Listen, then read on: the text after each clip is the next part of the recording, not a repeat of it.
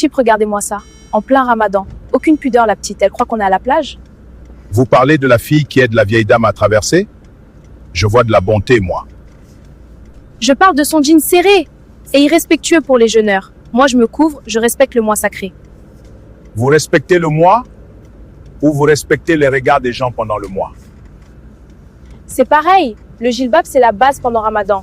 Après l'Aïd, on verra, mais là, faut être carré. Donc le jilbab, c'est votre uniforme de saison? Comme le maillot de bain pour l'été? Vous insinuez quoi? Que je suis une hypocrite? Je fais un effort, c'est déjà ça. L'effort est noble s'il est pour Allah le sublime. S'il est pour dire « Regardez, je suis saint », c'est du théâtre. Au moins, je m'affiche pas comme elle. Je cache mes formes. Allah est content de moi là maintenant. Allah, Seigneur de l'univers, est content de la sincérité. Si le 2 Shawwal ce voile finit en boule sous le lit, à quoi a-t-il servi? Il a servi à respecter l'ambiance. On ne peut pas être parfaite toute l'année. Faut souffler un peu. On ne prend pas de vacances avec la mort, ma fille. L'ange de la mort ne regarde pas le calendrier. Il y a un dicton des salafs, sois un serviteur du Seigneur, pas un serviteur du Ramadan.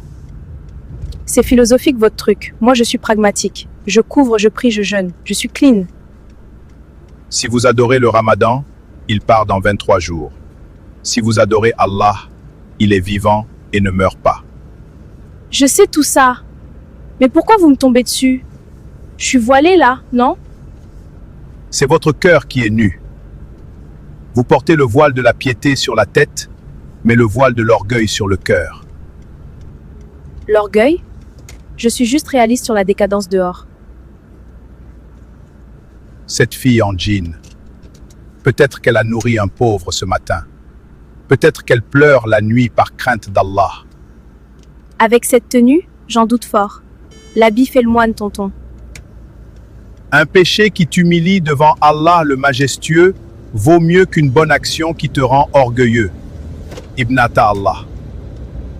Donc elle est mieux que moi? C'est ça que vous dites?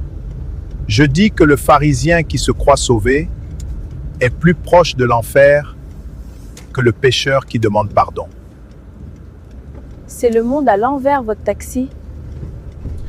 Imaginez un pompier qui met l'uniforme juste pour la parade du 14 juillet, mais qui refuse d'éteindre le feu le reste de l'année. C'est un clown, pas un pompier. Exactement. Ne soyez pas le clown de l'islam. Ne mettez pas le voile comme un déguisement de carnaval. Je voulais juste bien faire. Me sentir dans le moule. Le moule, c'est la tombe. Et là-bas, il n'y a personne pour liker votre tenue. Juste vos actes. J'ai peut-être trop jugé la fille. C'est vrai. Gardez ce voile. Il vous va bien, il vous protège. Mais gardez-le pour lui, pas pour le moi. Et si j'arrive pas à le garder après l'Aïd? J'ai peur du regard des autres. Oh ma fille, craignez le regard du Créateur, et le regard des créatures deviendra insignifiant. C'est ça la liberté. Merci. Vous m'avez cassé, mais j'avais besoin de ça. Ce n'est pas moi, c'est la vérité qui pique. Qu'Allah illumine votre année entière. Amin barkallahu fikoum, tonton. Je ne jugerai plus. Promis. Alhamdulillahi Rabbil Alamin. Ce rappel m'a été très utile. Mon voile, mon combat, même après l'Aïd.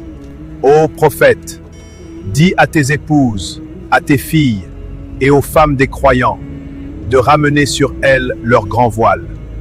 Elles en seront plus vite reconnues et éviteront d'être offensées.